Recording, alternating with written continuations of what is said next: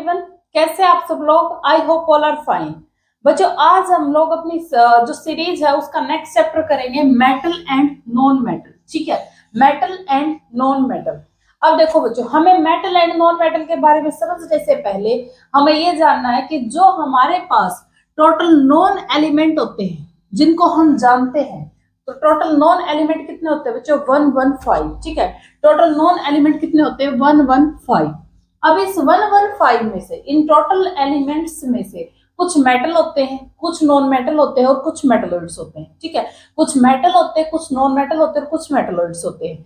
अब हमें metal, non metal और मेटलॉइड्स, इन तीनों की प्रॉपर्टी समझनी, जो हमारे एग्जाम के अंदर आती है, इनकी प्रॉपर्टीज आती है। ठीक है, अब हमें मेटल के बारे में समझना है। ठीक है, मेटल क्या, पीरियोडिक टेबल के अंदर आप लोगों ने पीरियोडिक टेबल तो देखी होगी।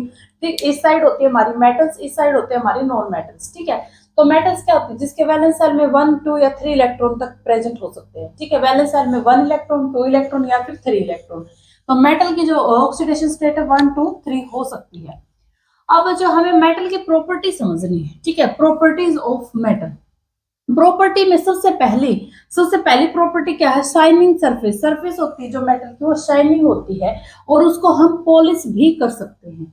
जो सरफेस होती है मेटल की, वो शाइनिंग होती है, पॉलिश भी कर सकते हैं।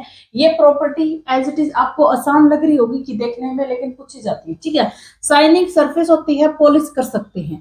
मेटल है, इंपॉर्टेंट प्रॉपर्टी है, मैनेबल होती है। ठीक है, मैनेबल होती है, इसका मतलब क्या है कि उसको हम पीट पीट कर सीट्स बना सकते हैं, पतली पतली सीट बना सकते हैं, मतलब मैनेबल नेचर की होती है। ठीक है, क्वेश्चन ये पूछा जाता है कि जो मोस्ट मैनेबल, जिसको हम शीट बना सकते हैं, मोस्ट मैनेबल मेटल कौन कौन सी होती है? मोस्ट मैनेबल मेटल होती है बच्चों गोल्ड एंड सिल्वर। ठीक है, मोस्ट मैनेबल कौन सी होती है? Gold and silver. ये गोल्ड है और ये सिल्वर है आपका। ठीक है, अब बच्चों इसमें जो मेटल होती है, नेक्स्ट प्रॉपर्टी है, वो क्या होती है? डक्टाइल इन नेचर होती है। ठीक है, डक्टाइल इन नेचर का क्या मतलब है? जो मेटल होती है, देखो मेटल की दो प्रॉपर्टी इंपॉर्टेंट होती है। मैनेबल होती है, जिसको हम सीट के फॉर्म में बना सकते हैं, पीट पीट कर सीट बना सकते हैं। एक होती है डक्टाइल नेचर, मतलब उसको पतली पतली तारे बना सकते हैं मेटल से। ठीक है, तो यहाँ पर क्या है कि डक्टाइल क्या है? इसकी वायर्स बनाई जाती है, पतली पतली तारे बनाई जाती है। ठीक है, तो यहाँ पर मोस्ट मैनेबल भी बोल सकते हो, मोस्ट डक्टाइल भी बोल सकते हो। गोल्ड और सिल्वर है, आप लोगों ने देखा होगा गोल्ड की कितनी पतली पतली चीजें बन सकती है। ठीक है, और कितनी पतली पतली तारों में भी गोल्ड, जैसे हमारे इयररिंग्स वगैरह अगर हम पहनते हैं तो कितने पतली तारों में हम गोल्ड को देख लेते हैं। ठीक है, तो यहाँ पर गोल्ड और सिल्वर आपको बिल्कुल याद रखनी। अब बच्चों मेटल है, सॉलिड होती है। मेटल है, जनरली सारी मेटल सॉलिड होती है, लेकिन एक्सेप्शन हमेशा याद रखना है। जो हमारे पास मरकरी होती है वो सॉलिड नहीं होती। मरकरी रूम टेम्परेचर के ऊपर क्या होती है? लिक्विड होती है। ठीक है, आप लोगों के पास जो डॉक्टर है, बुखार हो जाता है तब, ठीक है, तो वो लगाते हैं ना अपने मुंह में थर्मामीटर, तो उसमें क्या होता है? मरकरी प्रेजेंट होता है। तो मरकरी क्या होती है? लिक्विड होती है रूम टेम्परेचर में। ठीक है, अब देखो metal are generally hard. Metal hard होती है, जनरली जो मेटल होती है वो हार्ड होती है। बट एक्सेप्शन फिर से याद रखना आपको, एक्सेप्शन याद रखना है, जो हमारा सोडियम है, पोटासियम है और लिथियम है, ये तीनों क्या होते हैं? सॉफ्ट होती है, इनको काट सकते हैं हम चाकू से। ठीक है, सोडियम, पोटासियम और हमारे पास लिथियम है, इनको हम चाकू से काट सकते हैं। एक बार फिर से रिपीट कर देती हूँ, शाइनिंग सरफेस, पॉलिश कर सकते हैं। ठीक है, मैनेबल होती है, शीट की फॉर्म में हम इसको बना सकते हैं। ठीक है, डक्टाइल होती है, वायर्स बना सकते हैं, इसकी पतली पतली वायर्स।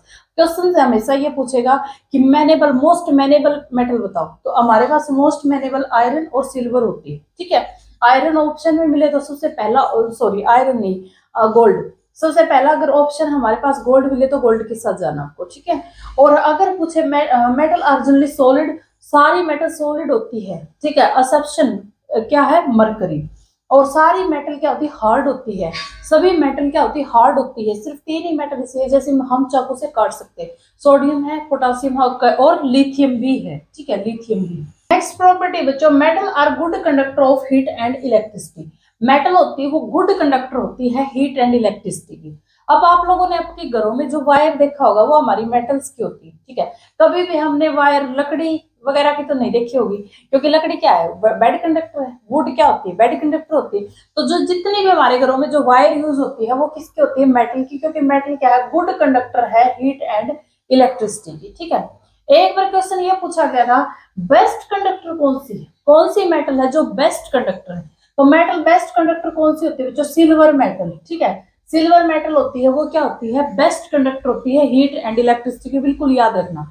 अब बेस्ट कंडक्टर पूछा जा चुका है तो पुअर कंडक्टर भी पूछ सकता है कि हीट एंड इलेक्ट्रिसिटी की पुअर कंडक्टर कौन सी होती है, तो लेड एंड मरकरी क्या है बच्चों, पुअर कंडक्टर होती है हीट एंड इलेक्ट्रिसिटी की, बिल्कुल याद रखना है। लेड एंड मरकरी क्या होते हैं, poor conductor of heat and electricity, ठीक है।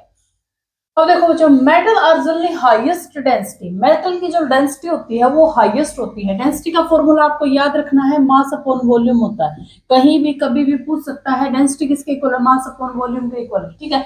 अब मास डेंसिटी को हम रो से डिनोट करते हैं, ऐसे बोला कि ये ज्यादा होती है, डेंसिटी क्या होती है मेटल की, ज्यादा होती है। अब हमसे ये पूछा जा सकता है किसकी सबसे ज्यादा होती है और किसकी कम होती है, ठीक है। जनरली हाई डेंसिटी होती है, लेकिन किसको छोड़कर, सिर्फ सोडियम और पोटेशियम को छोड़कर इनकी जो डेंसिटी होती है वो ज्यादा होती है। एक्सेप्शन बिल्कुल याद रखना है, ठीक है, एक्सेप्शन बिल्कुल याद रखना है। सोडियम और पोटेशियम को छोड़कर बाकी सारी जितनी मेटल है उसकी हाईएस्ट डेंसिटी होती है, सोडियम पोटेशियम को छोड़कर, ठीक है। अब जो हाईएस्ट डेंसिटी ये भी पूछ सकता है किसकी सबसे ज्यादा होती है, सबसे ज्यादा किसकी होती है, इरिडियम एक मेटल है, इरिडियम। ऑप्शन में इरिडियम मिले तो इरिडियम के साथ जाना, अगर इरिडियम ना दिया हो तो ओस्मियम के साथ जाना, ठीक है।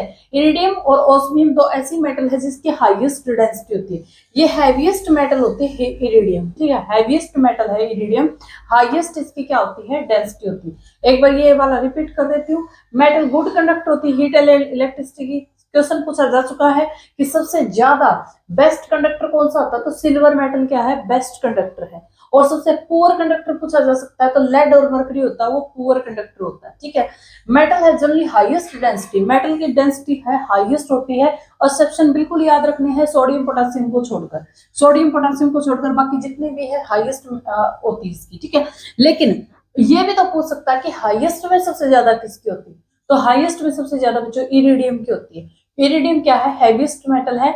और फिर अगर इरिडियम ऑप्शन भी ना मिले तो ओस्मियम लगाना आपको, ठीक है। नेक्स्ट करते हैं। अब देखो बच्चों, जो मेटल होती है हमारे पास, मेटल का क्या है, इलेक्ट्रो पॉजिटिव नेचर होता है, ठीक है। मेटल का क्या, इलेक्ट्रो पॉजिटिव इन नेचर, ठीक है। मेटल है वो कैसे नेचर में कैसी होती है बच्चों, इलेक्ट्रो पॉजिटिव होती है। इसका मतलब क्या, मेटल है वो क्या करती है, इलेक्ट्रॉन को छोड़ती है। मेटल क्या है, इलेक्ट्रॉन को छोड़ देती है, इलेक्ट्रो पॉजिटिव इन नेचर होती है, ठीक है। अब यहाँ पर इसकी इसी प्रॉपर्टी की वजह से क्वेश्चन क्या बनता है, इसी प्रॉपर्टी की वजह से, रिलीज ऑफ इलेक्ट्रॉन की वजह से मेटल का क्या होता है, ऑक्सीडेशन, ठीक है। क्या होता है बच्चों, ऑक्सीडेशन। मेटल का क्या होता है, ऑक्सीडेशन। अगर मेटल का ऑक्सीडेशन हो, जिसका भी ऑक्सीडेशन होता है, पिछली क्लास में मैंने करवाया था, जिसका भी ऑक्सीडेशन होता है उसको क्या बोलते हैं, रिड्यूसिंग एजेंट। क्या बोलते हैं, रिड्यूसिंग एजेंट। मेटल क्या होती है हमारी, रिड्यूसिंग एजेंट होते हैं, ठीक है। मेटल क्या होती है बच्चों, रिड्यूसिंग एजेंट। पूछा जाता है क्वेश्चन में, मेटल होती है ऑक्सीडाइजिंग एजेंट होती है, रिड्यूसिंग एजेंट होती है, बोथ है। तो मेटल क्या होती है, रिड्यूसिंग एजेंट होती है, क्योंकि इसका क्या होता है, ऑक्सीडेशन, लॉस ऑफ इलेक्ट्रॉन होता है, ठीक है। अब हमसे क्वेश्चन एक बार ये पूछा था, स्ट्रॉन्ग रिड्यूसिंग एजेंट बताओ, सबसे स्ट्रॉन्ग रिड्यूसिंग एजेंट बताओ।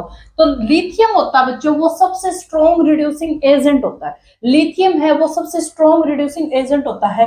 पर फिर इसका रीजन पूछा क्यों, ठीक है, because the lower reduction potential, इसका जो रिडक्शन पोटेंशियल है वो लोअर होता है, lower tendency to acquire electron, electron को एक्वायर करने की टेंडेंसी होती है लिथियम की, वो बहुत कम होती, मिनिमम होती नहीं। तो जो लिथियम होता है ना अपना, लिथियम, उसके पास क्या होता है, वैलेंस सेल के अंदर, वैलेंस सेल के अंदर एक इलेक्ट्रॉन प्रेजेंट होता है, ठीक है। लिथियम के पास वैलेंस सेल के अंदर एक इलेक्ट्रॉन प्रेजेंट होता है, और ये इलेक्ट्रॉन को चाहेगा मैं छोड़ के स्टेबल हो जाऊं, अपना डुप्लेट को कंप्लीट कर लूं, ठीक है।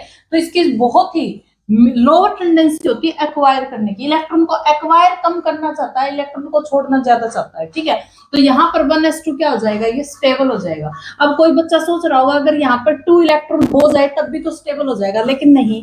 देखो 1s2 2s1 और 2p तो बिल्कुल ही खाली है इसका, ठीक है। तो इलेक्ट्रॉन तो यहाँ भी आने चाहिए अगर इसको फिल करना है तो यहाँ पर ये अगर छोड़ देता तो ये सेल कंप्लीट है, डुप्लेट इसका कंप्लीट है, ठीक है। तो लिथियम की लोअर टेंडेंसी होती है, ये क्वेश्चन भी काफी टाइम रिपीटेड क्वेश्चन है, ठीक है। अब हार्डेस्ट मेटल पूछी जाती है, हार्डेस्ट मेटल कौन सी बच्चों, प्लेटिनम, ठीक है। हार्डेस्ट मेटल कौन सी है, प्लेटिनम। और लाइटेस्ट मेटल पूछी जाती है तो लिथियम, लाइटेस्ट मेटल पूछी जाती है, मेटल, ठीक है, तो कौन सी होगी, लिथियम। हार्डेस्ट मेटल पूछी जाती तो कौन सी है, प्लेटिनम। ठीक है, हाँ देखो बच्चों, मेटल है, मेटल के अंदर एक प्रॉपर्टी होती है। ठीक है, हमारे पास एक मेटल है, उसके पास हमने क्या डाली, लाइट डाली, तो उसने क्या किया, उस लाइट को रिफ्लेक्ट कर दिया। यहाँ पर लाइट डाली, लाइट को क्या कर दिया, रिफ्लेक्ट कर दिया। ठीक है, तो लाइट को रिफ्लेक्ट करने की वजह से मेटल के अंदर क्या आई, मेटेलिक चमक है, एक मेटेलिक लक्चर। ठीक है, मेटल के अंदर क्या है, एक चमक उत्पन्न होती है। तभी आप लोगों ने देखा होगा कि जो मेटल होती है बहुत चमकदार होती है, सिल्वर है, गोल्ड है, लाने जाओ तो बहुत चमकती है वो। ठीक है, किसकी वजह से, किस प्रॉपर्टी की वजह से, रिफ्लेक्शन की प्रॉपर्टी की वजह से। याद रखना, रिफ्लेक्शन की प्रॉपर्टी की वजह से मेटल के अंदर क्या होती है, चमक होती है। ठीक है, अब हमसे पूछा जाता है मेटल ऑफ होप, आशा की मेटल कौन सी होती है, तो यूरेनियम होती है बच्चों। आगे हम इसको काफी यूज भी करेंगे। यूरेनियम होती है, वो क्या होती है, येलो केक बोलते हैं इसको, येलो कलर की होती है। यूरेनियम क्या है, मेटल ऑफ होप है। ठीक है, मेटल ऑफ होप आशा की मेटल है। अब फ्यूचर मेटल पूछा जाता है हमसे, ये एसएससी के क्वेश्चन है, एसएससी में आए हुए क्वेश्चन है। Future metal titanium, future metal कौन सी होती है, टाइटेनियम। ठीक है, देखो जो नेक्स्ट हमारे पास फोटो इलेक्ट्रिक इफेक्ट। ठीक है, नेक्स्ट हमारे पास photo electric effect. Photo electric effect के अंदर ये पूछा जाता है कौन सी मेटल को यूज करते हैं। उससे पहले मैं आपको बता देती हूँ फोटो इलेक्ट्रिक इफेक्ट होता क्या है। देखो फोटो इलेक्ट्रिक इफेक्ट क्या होता है, इट इज ए फिनोमिना, ये एक फिनोमिना है in which electron are ejected, electron eject होते हैं, निकलते हैं। ठीक है, from the surface of a metal, एक मेटल के एक सरफेस से, जहां से इलेक्ट्रॉन क्या निकल जाते हैं। ठीक है, जब क्या होता है, light is incidence on the surface of the metal, जब किसी भी सरफेस ऑफ द मेटल के ऊपर लाइट है, सुटेबल फ्रीक्वेंसी की लाइट जैसे ही हम डालते हैं, वहां से इलेक्ट्रॉन इजेक्ट कर जाते हैं, निकल जाते हैं। ठीक है, ejected electron are called photoelectrons. ठीक है, इसको क्या बोलते हैं, फोटो इलेक्ट्रॉन्स बोलते हैं। अब जैसे ये मेटल की सरफेस थी, ठीक है, यहाँ पर ये नेगेटिव साइन है इलेक्ट्रॉन्स के लिए, यहाँ पर मैंने क्या किया, लाइट डाल दी, लाइट डाल दी सुटेबल फ्रीक्वेंसी की। ठीक है, और यहां से क्या हुआ, लाइट जैसे ही डाली, इलेक्ट्रॉन क्या हो गए, बाहर निकल गए, इलेक्ट्रॉन क्या हो गए, बाहर निकल गए। इन्हीं इलेक्ट्रॉन को फोटो इलेक्ट्रॉन्स बोलते हैं, इन्हीं इलेक्ट्रॉन के क्या बोलते हैं, फोटो इलेक्ट्रॉन। अब इलेक्ट्रॉन तो तब भी बाहर निकलेंगे जब इलेक्ट्रॉन लूज बाउंड होंगे, अगर स्ट्रॉन्ग इलेक्ट्रॉन बाउंड है तो इलेक्ट्रॉन तो निकलेंगे ही नहीं, तो इलेक्ट्रॉन का क्या होना चाहिए, लूज बाउंड। सबसे ज्यादा लूज बाउंड इलेक्ट्रॉन देखो किसके अंदर होते हैं, सबसे ज्यादा लूज बाउंड इलेक्ट्रॉन देखो किसके अंदर होते हैं, ये हमारी एस ब्लॉक है। ठीक है, ये हमारी एस ब्लॉक है। एस ब्लॉक के अंदर जो ये फर्स्ट रो है, इसके वैलेंस सेल के अंदर एक इलेक्ट्रॉन प्रेजेंट होता है, वैलेंस सेल में यहाँ पर एक इलेक्ट्रॉन प्रेजेंट होता है। ठीक है, हीलियम सॉरी हाइड्रोजन है, लिथियम है, सोडियम है, पोटासियम है, रुबिडियम है, सीजियम है। तो सबसे ज्यादा लूज बाउंड ऊपर से नीचे तक आते हैं, तो यहाँ पर क्या होता है, सेल जो सेल है वो उसका साइज क्या हो जाता है, बढ़ जाता है, सेल का साइज क्या हो जाता है, बढ़ जाता है। सेल लास्ट सेल के अंदर एंटर करेगा तो यहाँ पर क्या है, एक इलेक्ट्रॉन है इसके पास। ठीक है, ये आसानी से इलेक्ट्रॉन को निकाल देता है क्योंकि इसका जो साइज होता है वो बिग होता है, साइज होता है वो बड़ा होता है। वैलेंस सेल के अंदर, वैलेंस सेल के अंदर एक ही इलेक्ट्रॉन प्रेजेंट होता है। ठीक है, तो ये जो सीजियम है इसका जो एक इलेक्ट्रॉन है वो बहुत ज्यादा लूजली बाउंड इलेक्ट्रॉन है। तो यहाँ पर हम फोटो इलेक्ट्रिक इफेक्ट में कौन सी मेटल को यूज करते हैं, सीजियम को, याद रखना है। ठीक है, इंसुलिन हार्मोन के अंदर कौन सी मेटल यूज की जाती है बच्चों, जिंक। इंसुलिन हार्मोन होता है उसके अंदर कौन सी मेटल होती है, जिंक। गोल्ड की जो प्योरिटी होती है वो किससे मापते हैं, हम गोल्ड की जो प्योरिटी होती है वो किससे मापते हैं, प्योरिटी ऑफ गोल्ड बच्चों हम कैरेट से मापते हैं। और बिल्कुल जो प्योर गोल्ड होता है हमारा, प्योर गोल्ड वो 24 कैरेट का होता है। ठीक है, प्योर गोल्ड होता है वो कितना होता है, 24 कैरेट का। अब इसके अंदर इम्प्योरिटी है, अब हम बोलते हैं ना 18 कैरेट का गोल्ड लिया है हमने। ठीक है, 20 कैरेट का गोल्ड लिया है, तो इसके अंदर जो इम्प्योरिटी होती है हमारी गोल्ड के अंदर वो कौन सी होती है, कॉपर और सिल्वर। इम्प्योरिटी कौन सी प्रेजेंट होती है, कॉपर एंड सिल्वर मिलाते हैं तब इम्प्योर करते हैं गोल्ड को। एक स्क्रीनिंग के अंदर क्वेश्चन आया था, अभी लेटेस्ट टीजीटी स्क्रीनिंग में क्वेश्चन था कि 18 कैरेट गोल्ड, 18 कैरेट गोल्ड के अंदर कितने परसेंट गोल्ड प्रेजेंट है, गोल्ड प्रेजेंट है। ठीक है, 18 कैरेट गोल्ड के अंदर कितने परसेंट गोल्ड प्रेजेंट है। देखो 18 कैरेट है तो 18 प्योर गोल्ड कितने का होता है, 24 का। ठीक है, इंटू 100 तो कितना आ गया, 75% इसमें क्या होता है, गोल्ड प्रेजेंट। जो तुम 18 कैरेट का गोल्ड लेके आते हो उसके अंदर 75% गोल्ड प्रेजेंट होता है, 25% क्या होती है, इम्प्योरिटी होती है। अगर ये पूछ ले इम्प्योरिटी कितने परसेंट प्रेजेंट होती है 18 कैरेट के उसमें, तो 25%। ये अभी लेटेस्ट टीजीटी स्क्रीनिंग में आया था ये क्वेश्चन। ठीक है, तो यहाँ से ही हमारा ये हमारा गोल्ड के पूछ सकता है किस में मापते गोल्ड को, कैरेट के अंदर।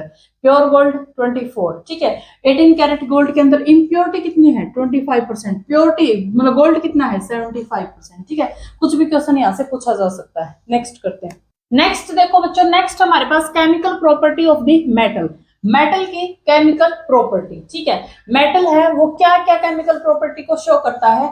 देखो जिसके साथ जिसकी रिएक्शन होगी आपको बिल्कुल याद रखनी है कि मेटल की H2 के साथ रिएक्शन तो क्या फॉर्मेशन करता है, एसिड के साथ होगी तो क्या फॉर्मेशन होगी, और एक्सेप्शनल केस बिल्कुल याद रखने हैं, ठीक है। अब यहाँ पर देखो जब हम रिएक्शन करवाएंगे मेटल की डाइल्यूट HCl के साथ, मेटल की रिएक्शन करवाए डाइल्यूट HCl के साथ, फॉर एग्जांपल मैं सोडियम की रिएक्शन करवा दूं HCl के साथ, ठीक है। सोडियम की रिएक्शन करवा दी मैंने HCl के साथ, या फिर यहाँ पर सोडियम की रिएक्शन करवा दी H2SO4 के साथ, ठीक है। ये क्या है, ये तो पता है आपको, ये एसिड है बेस है, ये तो करेंगे, एसिड बेस चैप्टर वैसे करवा चुके लेकिन करेंगे यहाँ पे, ठीक है। इस सीरीज में करेंगे हम। तो जो H पॉजिटिव आयन छोड़े, सिंपल एक बार याद रखना, एसिड वो होता है जो H पॉजिटिव आयन को रिलीज कर दे। जैसे ये इसको अगर हम इसकी रिएक्शन करवाएंगे तो H पॉजिटिव को रिलीज कर देगा। तो ये क्या हमारे पास एसिड है, HCl क्या है एसिड है, HNO3 क्या है एसिड है जो H पॉजिटिव आयन को छोड़ दे। एक बार सिंपल ये याद रखना, ठीक है। अब यहाँ पर देखो इसकी रिएक्शन मैंने H2SO4 के साथ करवाई तो इसने क्या बना लिया, NaSO4 प्लस H2 गैस को छोड़ दिया, ठीक है। अब ये बच्चों क्या है साल्ट, और यहाँ पर क्या है H2 गैस को रिलीज किया। इसका मतलब जो मेटल है डाइल्यूट एसिड के साथ जब रिएक्शन करेगा तो साल्ट की फॉर्मेशन होगी और H2 गैस को छोड़ देगा, ठीक है। ये रिएक्शन तो होगी ऐसे, बट यहाँ पर क्या होता है बच्चों कि when metal react with HNO3, अगर मेटल है जितने भी HNO3 के साथ रिएक्ट करे, HNO3 भी एक एसिड है, ठीक है, HNO3 भी एक एसिड है, बट यहाँ पर एक्सेप्शनल क्या है कि अगर सिर्फ इस एसिड के साथ रिएक्शन करे तो H2 गैस को नहीं छोड़ेगा। बहुत बार क्वेश्चन पूछा जा चुका है, ठीक है, कि when metal react with HNO3, ठीक है, तो आपको मिलेंगे ऑप्शन में कि प्रोडक्ट क्या बनेगा, H2 बनेगा, H2O बनेगा, या फिर क्या बनेगा, ऐसे प्रोडक्ट है। तो HNO3 के साथ जब रिएक्शन करेगा तो H2 गैस को नहीं छोड़ेगा, H2 गैस को रिलीज नहीं करेगा। इसका मतलब क्या है, रिलीज किसको करता है H2O को, ठीक है। जब भी मेटल की रिएक्शन HNO3 के साथ होगी तो वो क्या प्रोडक्ट क्या बनेगा, H2O बनेगा, H2 की जगह H2O बनेगा, ठीक है। इसका मतलब ये क्या है, स्ट्रॉन्ग ऑक्सीडाइजिंग एजेंट है। ये क्या बच्चों, स्ट्रॉन्ग ऑक्सीडाइजिंग एजेंट है। HNO3 है वो क्या है, एक स्ट्रॉन्ग ऑक्सीडाइजिंग एजेंट है। इस बात का ये रीजन है क्यों नहीं छोड़ता H2 को क्यों नहीं रिलीज करता, क्योंकि ये क्या है, एक स्ट्रॉन्ग ऑक्सीडाइजिंग एजेंट है। और ये H2 मतलब इसका जो प्रोडक्ट बनेगा, यहाँ पर जो साल्ट प्लस H2 बन रहा था, यहाँ पर क्या बनेगा H2 की जगह H2O, ठीक है। और जो HNO3 है वो किस में कन्वर्ट हो जाएगा, HNO3 किस में कन्वर्ट हो जाएगा, NO2 N2O, ठीक है, यानी कि नाइट्रोजन के ऑक्साइड के अंदर कन्वर्ट हो जाएगा। ये क्या है, तीनों नाइट्रोजन के ऑक्साइड है। तो यहाँ पर जो बना HNO3 है वो नाइट्रोजन के ऑक्साइड के अंदर कन्वर्ट हो जाएगा, ठीक है। तो बिल्कुल याद रखनी है कि सारी मेटल है जब डाइल्यूट HCl के साथ जब डाइल्यूट एसिड के साथ रिएक्शन करे तब क्या बनाएगी, साल्ट प्लस H2। लेकिन एक्सेप्शनल ये है कि जब भी मेटल HNO3 के साथ रिएक्शन करेगी तो H2 गैस को रिलीज नहीं करेगी, ठीक है। तो ये याद रखना। पर इसमें भी एक एक्सेप्शन है, ठीक है, इसमें भी एक एक्सेप्शन है जो क्वेश्चन काफी टाइम पूछा जा चुका है कि जब मैग्नीशियम और मैंगनीज रिएक्शन करेगी HNO3 के साथ, जब ये दोनों रिएक्शन करेगी इसके साथ, तब सेम यही बनाएगी, सेम यही चीज बनेगी, salt plus H2, salt plus H2 same यही चीज बनेगी। मोस्ट इंपोर्टेंट कंसेप्ट है, बिल्कुल याद रखना। फिर से रिपीट कर देती हूँ, अगर हमारे पास कोई भी मेटल है वो डाइल्यूट HCl के साथ रिएक्शन करे तो साल्ट प्लस H2 बनाएगी। एक्सेप्शनल क्या है, जब भी मेटल HNO3 के साथ रिएक्शन करेगी तो H2 गैस को रिलीज नहीं करेगी, क्योंकि HNO3 एक स्ट्रॉन्ग ऑक्सीडाइजिंग एजेंट है। और H2 को किस में छोड़ देता है, H2O में, ठीक है। H2 है किस में कन्वर्ट हो जाएगा, H2O में, और खुद है वो क्या बना लेगा, नाइट्रोजन के ऑक्साइड बना लेगा, ठीक है। अब इसके अंदर क्या है, एक एक्सेप्शन, सारी मेटल ठीक है इसके साथ रिएक्शन करके ये चीज करेगी, बट यहाँ पर मैग्नीशियम और मैंगनीज ऐसी रिएक्शन है, जब HNO3 के साथ रिएक्शन करेगी तो सेम साल्ट प्लस H2 ही रिलीज करेगी। क्वेश्चन पूछा गया था कौन सी मेटल ऐसी है जो HNO3 के साथ रिएक्शन करके H2 और साल्ट बनाती है, ठीक है। तो ऑप्शन के अंदर था मैग्नीशियम, बाकी सोडियम, पोटासियम और रुबिडियम वगैरह ये मेटल थी। तो मैग्नीशियम और मैंगनीज बिल्कुल याद रखना, डिट्टो, ठीक है। तो ये हमारा, अब है हमारे पास बच्चों रिएक्शन विद वाटर। जब वाटर के साथ मेटल की रिएक्शन करते हैं, वाटर के साथ जब मेटल की रिएक्शन करते हैं तब क्या बनती है, मेटल हाइड्रोक्साइड। क्या बनेगी, मेटल हाइड्रोक्साइड, और H2 गैस रिलीज हो जाएगी। जब आप सोडियम की रिएक्शन करवाओगे H2 के साथ तो NaOH बन जाएगा, मेटल हाइड्रोक्साइड, और H2 गैस क्या हो जाएगी, रिलीज हो जाएगी, ठीक है। जैसे देखो यहाँ पर देखो सोडियम की मैंने रिएक्शन करवाई H2O के साथ, ठीक है, तो यहाँ पर क्या बनेगा, NaOH। NaOH क्या है, मेटल हाइड्रोक्साइड, और क्या बन जाएगा, H2 गैस क्या हो जाएगी, रिलीज हो जाएगी, ठीक है। रिएक्शन बैलेंस नहीं है। अगर तुम ये सोच रहे हो यहाँ पर तो 2 है, यहाँ पर मैम ने 3 लिख दिया, तो मतलब रिएक्शन को बैलेंस करना जरूरी है, बैलेंस कर लेना एक रिएक्शन को, ठीक है, बैलेंस करना जरूरी है रिएक्शन को। तो यहाँ पे क्या बनेगा, मेटल का हाइड्रोक्साइड और H2 गैस क्या हो जाएगी, रिलीज हो जाएगी, ठीक है। अब हमसे पूछा गया ये है ना, ये जो वाटर है, ये जो वाटर है ये सिंपल लिक्विड है, वाटर है, लिक्विड है, जब ये रिएक्शन ऐसे होगी। लेकिन अगर इसी की रिएक्शन मेटल की, अगर ये स्टीम हो, अगर ये स्टीम हो, भाप, ठीक है, तब रिएक्शन करवाए तो क्या बनेगा, तब रिएक्शन करवाए तो क्या बनेगा, बहुत टाइम पूछा जा चुका है। स्टीम भी लिखा होगा, लिक्विड भी लिखा होता है, सारी चीज लिखी होती है कि H2O लिक्विड है, स्टीम है, क्योंकि रिएक्शन पलट जाती है। जब इसकी रिएक्शन स्टीम के साथ करवाएंगे तो मेटल का ऑक्साइड बन जाएगा, ठीक है, मेटल का ऑक्साइड बन जाएगा और H2O रिलीज हो जाएगा। अगर ये यहाँ पर स्टीम है तो क्या बन जाएगा, Na2O बन जाएगा, मेटल का ऑक्साइड बन जाएगा और साथ में H2O रिलीज हो जाएगी, ठीक है। यहाँ पर अगर स्टीम है तो ये रिएक्शन ऐसे हो जाएगी, अगर यहाँ पर लिक्विड है तो NaOH के अंदर बदल जाएगा, ये याद रखनी है, ठीक है। नेक्स्ट बच्चों, अब ये 3 है, सोडियम, पोटासियम है, सोडियम है और कैल्शियम है। ये रिएक्ट करती है सिर्फ कोल्ड वाटर के साथ, ये ठंडे पानी के साथ रिएक्ट करती है, गर्म पानी के साथ रिएक्शन नहीं करती और स्टीम के साथ रिएक्शन नहीं करती, ठीक है। ये किसके साथ रिएक्शन करती है, कोल्ड वाटर के साथ। अब हमारे पास मैग्नीशियम है। मैग्नीशियम एक ऐसी मेटल है, react with hot water as well as steam. ये कोल्ड वाटर के साथ रिएक्शन नहीं करती, हॉट वाटर के साथ रिएक्शन करती और स्टीम के साथ रिएक्शन करती, ठीक है। नेक्स्ट बच्चों, एल्यूमिनियम, जिंक और iron. Aluminium, zinc, iron, they neither react with cold water nor hot water but they react with steam.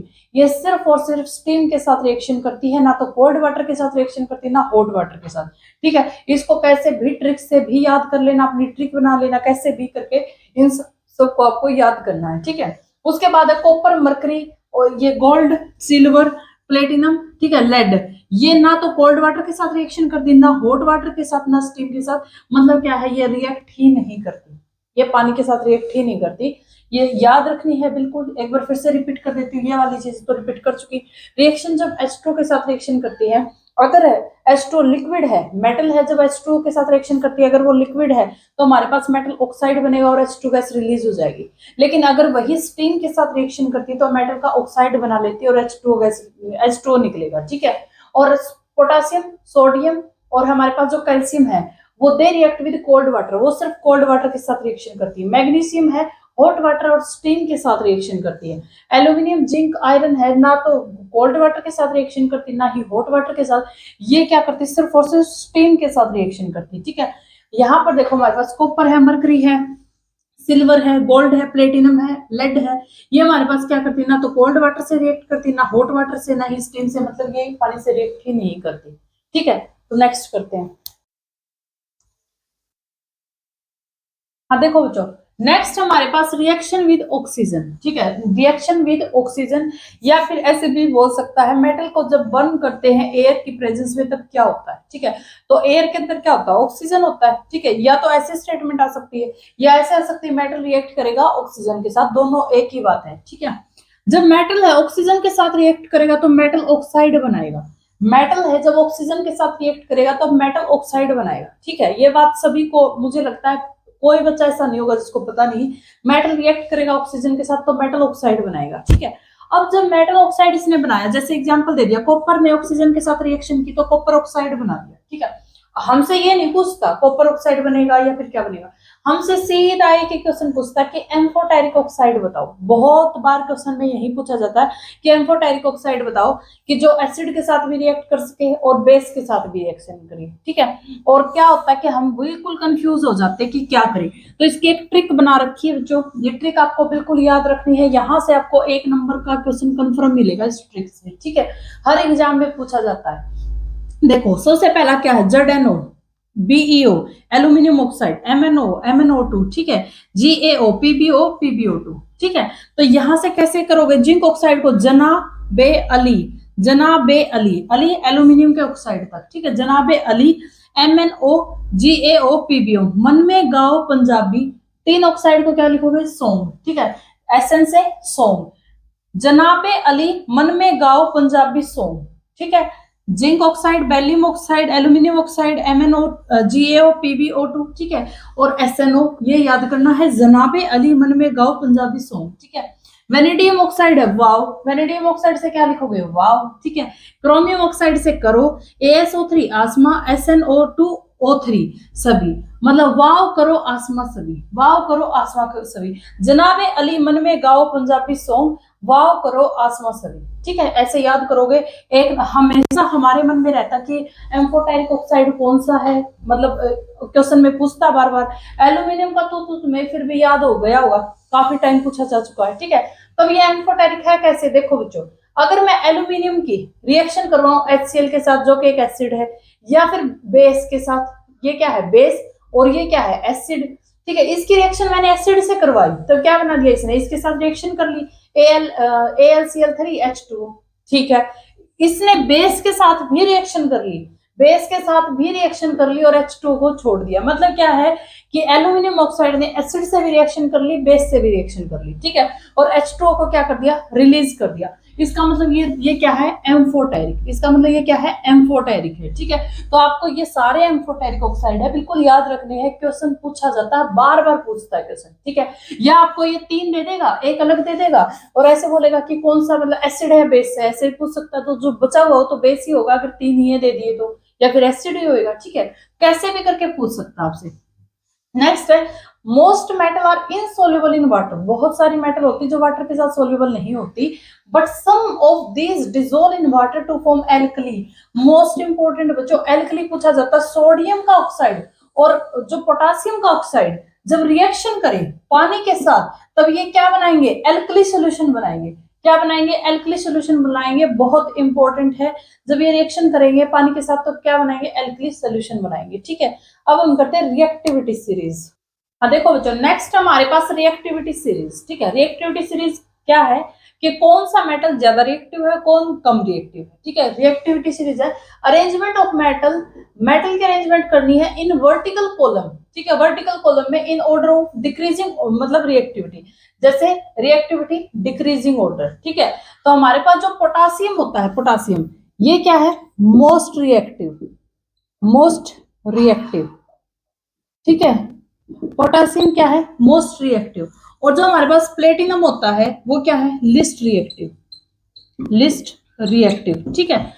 लेकिन रिएक्टिविटी सीरीज करते क्यों है, क्योंकि हमने रिएक्टिविटी सीरीज, क्या जरूरत पड़ी इसकी, तो देखो बच्चों यहाँ पर पहले तो आपको ये याद होनी चाहिए, पोटासियम है, सोडियम है, कैल्शियम है, मैग्नीशियम, एल्यूमिनियम, आयरन, निकल, ठीक है, टिन है, लेड है, हाइड्रोजन है।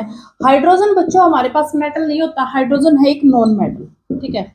हाइड्रोजन क्या है, नॉन मेटल है, लेकिन हम रखते इसको मेटल के अंदर है, पर ये है क्या, नॉन मेटल, ठीक है। क्या है बच्चों, ये नॉन मेटल। तो ये यहाँ पे रिएक्टिविटी सीरीज के अंदर हमने हाइड्रोजन को भी डाला, ठीक है। कॉपर है, मरकरी है, सिल्वर है, गोल्ड है, फिर है प्लेटिनम। तो ये आपको याद होनी चाहिए, बट ये क्यों याद कर रहे हैं हम, क्योंकि देखो अगर मुझे रिएक्शन दे दी, मुझे रिएक्शन कुछ भी दे सकता है, जैसे किसी कॉपर का साल्ट दे दिया, ठीक है, कॉपर का साल्ट दे दिया और आयरन के साथ उसकी रिएक्शन करवाई, ठीक है। या फिर दूसरी रिएक्शन ये दे दिया आपको, FeSO4 है प्लस Cu है, ऐसे बोला कौन सी रिएक्शन फिजिबल है, कौन सी नहीं है, मतलब कौन सी रिएक्शन हो सकती, कौन सी नहीं हो सकती। आपको यही नहीं पता होगा कि कॉपर ज्यादा रिएक्टिव है या आयरन ज्यादा रिएक्टिव है, तो ये रिएक्शन करोगे कैसे, ठीक है। तो यहाँ पर हमें साफ साफ दिख रहा है कि कॉपर कम रिएक्टिव है, आयरन ज्यादा रिएक्टिव है, इसका मतलब ये रिएक्शन हो जाएगी, ये रिएक्शन हो जाएगी, FeSO4 बना देगा प्लस Cu, ठीक है। यानी कि यहाँ पर मेटल का क्या हो गया, एक्सचेंज हो गया, बट ये रिएक्शन नहीं होगी। तो ऐसे आपको रिएक्शंस करवानी देता है, वैसे तो बहुत सारे एग्जाम में दे ही हुई है, आपको देता है ऐसे रिएक्शन, ठीक है। तो ऐसे आपको आनी चाहिए, ठीक है। तो ये रिएक्टिविटी सीरीज है, ये आपको याद होनी चाहिए। तो आज हम मेटल नॉन मेटल को इतना ही करेंगे, नेक्स्ट वीडियो में हम आगे कंटिन्यू करेंगे। Thank you so much.